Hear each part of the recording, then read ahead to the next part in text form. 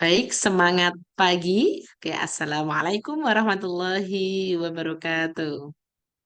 Bertemu lagi dengan saya, Bu Fitri, dengan nama lengkap Siti Masbuah Fitrianingsih. Kali ini kita akan membahas tentang sholat istisqa. Oke, sebelum kita mulai pembelajaran, kita berdoa bersama-sama terlebih dahulu ya dengan membaca basmalah. Bismillahirrahmanirrahim. Semoga dengan bacaan basmalah ini Allah memudahkan kita dalam memahami ilmu-ilmu yang kita pelajari ya. Dan semoga ilmunya kita nanti bermanfaat di dunia wal akhirah. Oke. Salat istisqa ya, pertemuan pada kali ini yaitu tentang sholat meminta datangnya hujan. Next, istisqa itu berasal dari bahasa Arab ya, yang artinya al-istisqa, artinya meminta hujan. Oke. Secara istilah, salat istisqa adalah sholat sunnah yang dikerjakan untuk meminta hujan kepada Allah Subhanahu wa Ta'ala. Cara meminta hujan itu sendiri ada tiga cara ya. Yang pertama yaitu sekurang-kurangnya meminta hujan dilakukan dengan berdoa, bisa sendiri maupun bersama-sama, begitu ya. Yang kedua yaitu meminta hujan dilakukan pada kita saat mendengarkan khutbah Jumat, begitu ya. Saat khutbah Jumat itu salah satu waktu yang mustajab ya. Jadi kita bisa memohon kepada Allah untuk meminta hujan. Cara yang ketiga yaitu dengan meminta hujan melalui penyelenggaraan sholat istisqa. Nah, ini yang akan kita pelajari ya.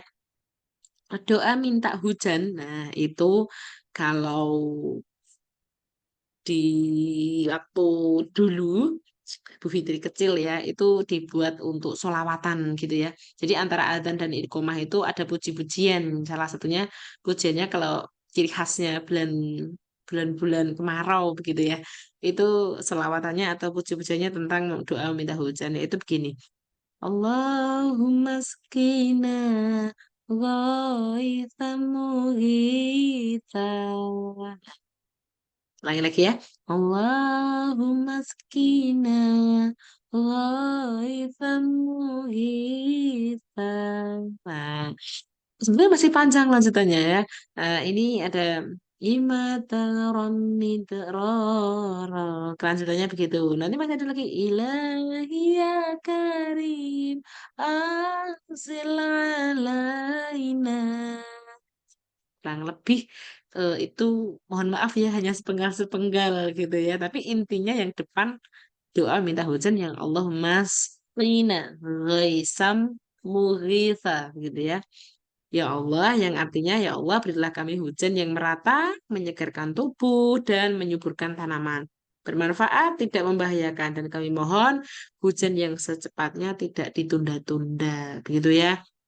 Allahumma sqina ghaitham mughitha gitu. Salat istisqa itu sendiri sebetulnya sudah Allah jelaskan dalam surat Nuh ayat 10 sampai ayat 12 begitu ya. Yang artinya, maka aku katakan kepada mereka, mohonlah ampun kepada Tuhanmu. Dan sesungguhnya dia adalah maha pengampun. Niscaya dia akan mengirimkan hujan kepadamu dengan lebat dan membanyakkan harta dan anak-anakmu dan mengadakan untukmu kebun-kebun dan mengadakan pula di dalamnya untukmu sungai-sungai. Itu yang dalam surat Nuh ayat 10 sampai ayat 12. Sedangkan menurut menurut hadis Nabi Muhammad Rasulullah SAW diriwayatkan oleh Ahmad begitu yang berbunyi dari Abdullah bin Zaid radhiyallahu anhu, qala Rasulullah sallallahu alaihi wasallam bahwa Rasulullah sallallahu alaihi wasallam pernah berkata, Rasul pernah keluar ke tanah lapang dan beliau hendak melaksanakan istisqa atau minta hujan. Beliau pun merubah posisi ridaknya. Ridak itu surban ya, sorban. Kalau orang Jawa bilangnya sorban gitu ya. Ridaknya itu dipindah yang semula di kanan menjadi di kiri, begitu pula dengan sebaliknya. Kalau semula di kiri menjadi di kanan. Beliau ketika menghadap kiblat. Kemudian beliau mengerjakan sholat sebelum berkhutbah dan beliau berdoa, begitu ya. Itu menurut hadis Nabi. Jadi sudah jelas ada firmannya dan juga ada hadis Nabinya karena Nabi juga mencontohkannya seperti itu ya. Nah, ini rida itu yang dipakai oleh imamnya yang di depan itu ya, sorban ya. Ada yang coklat kota, ada yang merah kotak-kotak, ada yang polos itu ya, itu rida semuanya. Para ulama sepakat bahwa sholat istisqa termasuk ajaran Rasulullah Sallallahu Alaihi Wasallam. Hukumnya adalah sunnah muakkad atau sangat dianjurkan, begitu ya. Khususnya ketika ada keperluan yang mendesak, misalnya karena krisis air ya, atau karena kekeringan lahan pertanian, karena ada kebakaran hutan, polusi asap yang disebabkan oleh kebakaran, dan lain sejenisnya, begitu ya. Namun, nah hujannya tuh nggak kunjung datang-datang gitu loh. Padahal udah krisis nih, udah nggak ada air. Sumber-sumber kita tuh udah mulai apa ya kesediaan airnya berkurang lah, persediaan airnya berkurang. Sementara kebutuhan air kita setiap harinya masih tetap sama, begitu ya. Ya untuk masak, mandi, nyuci dan sebagainya ya, berwudu. Kemudian sebelum melaksanakan sholat istisqa itu disunahkan agar kita memperbanyak membaca istighfar atau memohon ampun atas segala dosa yang dilakukan oleh kita. Siapa tahu barangkali karena hujan itu termasuk rahmat ya. Barangkali Allah belum menurunkan rahmatnya berupa hujan kepada kita karena kita masih banyak dosa. Begitu ya. Makanya kita dianjurkan untuk memohon ampun. Begitu ya. Selanjutnya, yang tata cara yang harus dilakukan ketika melaksanakan sholat istisqa adalah yang pertama, sholatnya itu terdiri dari 2 rakaat, begitu ya. Kemudian, nah, untuk jumlah rakaatnya ini, semua mazhab itu tidak ada perbedaan pendapat ya. Mereka sepakat semua sholat istisqa itu 2 rakaat. Kemudian yang kedua yaitu melakukan takbir. Takbir yaitu dengan membaca kalimat takbir, Allahu Akbar, sekaligus dengan mengangkat kedua tangan bagi yang mampu, begitu ya. Takbirnya yang pertama, ini ada 2 pendapat ya. Takbirnya yang pendapat pertama itu kalau rokaat pertama itu takbirnya 7 kali. Dan rokaat kedua itu 5 kali, begitu ya.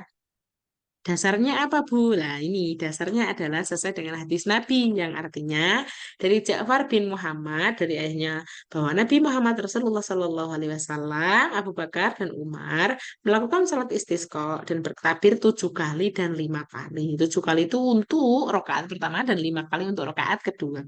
Sementara pendapat yang kedua yaitu setiap rokaat ya satu takbir aja begitu ya. Ya, tapi ini kan hanya mazhab Maliki ya. Sementara kalau yang 7 takbir dan 5 takbir itu pendapat dari mazhabnya Imam Syafi'i dan Imam Hanafi begitu ya. Jadi lebih mayoritas yang 7 kali takbir dan 5 kali takbir begitu ya. Sebetulnya sama-sama ada hadisnya begitu ya. Cuma apa ya? Jumhurnya mungkin ya yang berbeda ya. Yang ketiga yaitu tentang rukun yang ketiga yaitu imamnya harus mengeraskan suaranya. Jadi harus dijahar ya, jangan disiri. Siri itu kan pelan, seperti kita ngimamin sholat duhur, asar itu kan pelan. Tapi kalau istisqa itu harus dijahar, begitu ya. Kemudian disunahkan juga nanti rokaat pertama itu membacanya surat Al-A'la. Sabbihisma rabbikal a'la gitu ya. Nanti yang terakhir suhufi Ibrahim wa Musa gitu ya. Iya, kemudian yang rokaat kedua nanti kita disunahkan membaca surat Al-Ghasyiyah. Hal ataka haditsul ghasyiyah. Wujuhu yawma idzin khasyi'ah. Al-ayah gitu ya pada rokaat kedua. Tentunya ini dibaca setelah kita membaca suratul Fatihah. Begitu ya. Kemudian selanjutnya rukun yang keempat yaitu berkhutbah ya. Jadi nanti imamnya setelah ngimamin berkhutbah begitu ya. Khutbah sholat istisqa ini disunahkan dimulai dengan membaca istighfar ya. Ya ini 9 kali pada khutbah pertama dan 7 kali pada khutbah kedua. Jadi khutbahnya 2 kali kayak kayak sholat Jumat yang 2 kali khutbah itu loh ya. Ya kan ada juga yang sholat Jumat itu 2 kali khutbahnya. Gitu. Ada yang cuma 1 kali, tapi ini yang 2 kali begitu ya. Khutbah dilanjutkan dengan puji-pujian kepada Allah seperti misalnya tadi membaca salawat atau puji-pujian tuh kayak berdoa Allahumma saqina Allahumma saqina ghaithan mughitha misalnya begitu ya atau membawa baca sholawat atau syahadat atau nasihat-nasihat khususnya ajakan agar kita bertaubat agar segera diturunkan hujan kepada kita begitu ya. Nah, rukun yang kelima yaitu memindahkan selendang atau ridak ya, atau sorban. Nah, jadi kalau yang dari kiri ke kanan, kalau yang dari kanan ke kiri gitu ya. Itu yang bagi yang memakai. Kalau nggak pak memakai nggak apa-apa, nggak usah dipindahin ya kan nggak pakai gitu ya. Ini ya misalnya bagi imamnya begitu ya, memindahkan selendang. Yang keenam, rukun yang keenam yaitu kita berdoa, berbanyak berdoa. Habis dipindahkan sorbannya, kita berdoa begitu ya. Kemudian ini ada beberapa hal-hal yang disunahkan dalam sholat istisqa. Ya, tadi kan rukunya sudah selesai ya, ada 6 ya.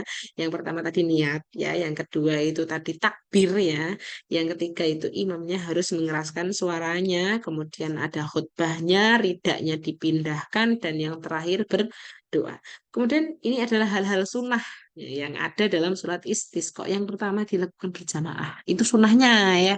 Jadi kalau mau sendirian bisa Bu, bisa juga munfarid. Tapi ini yang sunnahnya itu berjamaah begitu ya, karena ada khutbahnya begitu. Kemudian yang kedua, kita dianjurkan untuk banyak bersedekah.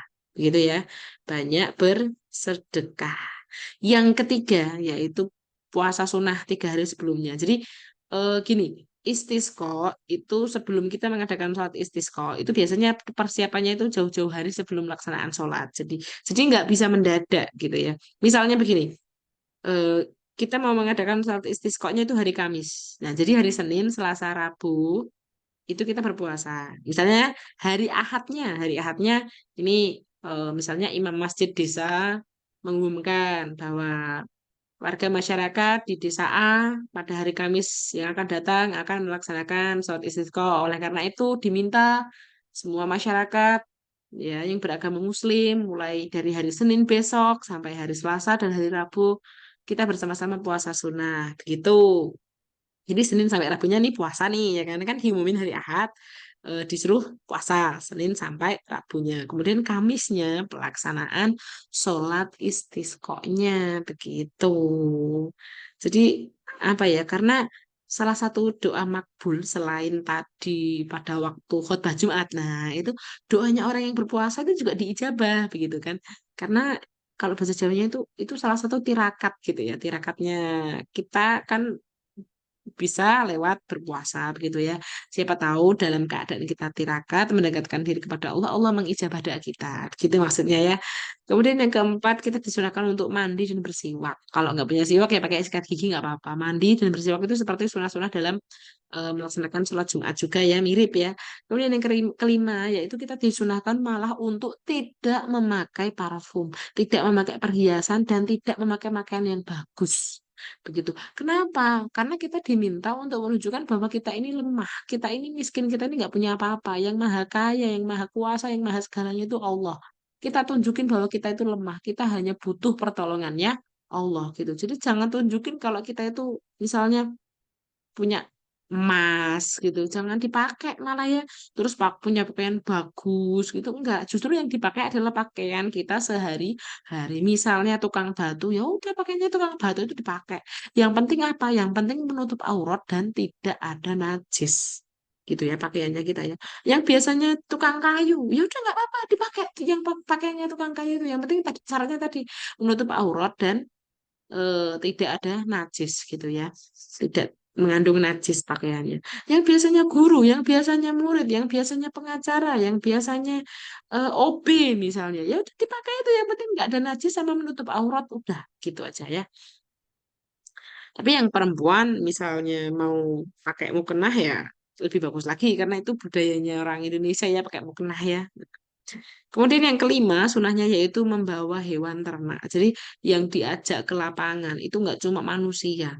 Manusia aja itu diminta semuanya ya. Kalau bisa, seperti yang tadi dikatakan di sunah yang pertama tadi, berjamaah. Berjamaah itu maksudnya nggak cuma kita yang muda-muda aja misalnya. Tapi kalau bisa yang anak-anak, yang sepuh-sepuh, yang laki, yang perempuan, semuanya diajak hadir ke situ, ke tanah lapang itu. Mohon bareng-bareng kepada Allah gitu ya bahwa ya Allah ini loh kita ini semuanya ini umatnya panjenengan. Kita butuh pertolongannya panjenengan. Kita sedang dalam keadaan krisis ya Allah gitu ya.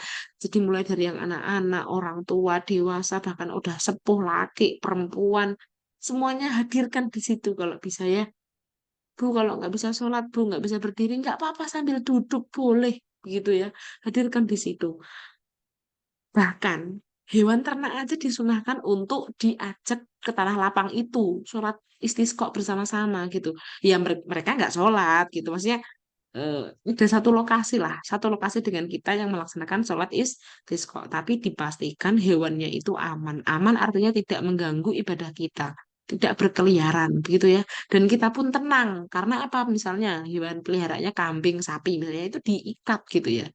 Kalau bahasa Jawanya dicencang gitu ya. Jadi kita sholatnya pun nyaman, nggak takut hilang, nggak takut kemana-mana gitu loh. Jadi kalau misalnya pitik atau ayam gitu ya, atau bebek gitu ya, ya diusahakan dibawa sama kurungannya gitu, biar nggak keliaran kemana-mana gitu. Maksudnya kan kita lagi sholat, ntar tahu-tahu dia lewat depan kita, kemudian berak kan ya najis gitu ya. Dipastikan aman-aman tuh maksudnya begitu, tidak mengganggu kehusyuan dan eh, kesucian sholat kita gitu. Itu tadi hal-hal sunnah yang ada di dalam sholat istisqa. Oke, materi untuk sholat istisqa cukup sampai di sini. Kurang lebihnya Bu Fitri mohon maaf bila ada kesalahan atau bila ada kata-kata yang kurang berkenan di hati kalian. Mudah-mudahan ilmu yang tidak seberapa ini bermanfaat untuk anak-anakku sekalian, gitu ya. Dan juga bagi semua publik yang memerlukan info ini. Terima kasih, kurang lebihnya mohon maaf. Wabillahi taufiq wal hidayah. Wassalamualaikum warahmatullahi wabarakatuh.